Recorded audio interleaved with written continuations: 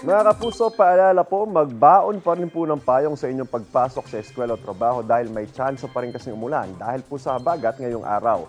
Ayon sa pag-asa, pinaka-apektado ngayon ng Western Visayas, ang Negros Island Region, Central Visayas, Zamboanga Peninsula, Northern Mindanao, Caraga, Davao Region, Occidental Mindoro, Romblon, Palawan, pati na rin po ang Southern Leyte.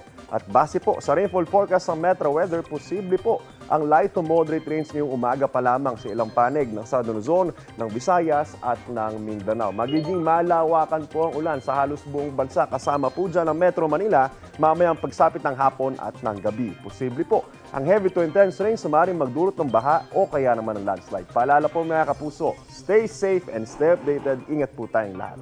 Ako po si Andrew Pertiera. Know the weather before you go. Para mag-safe lagi, mga kapuso.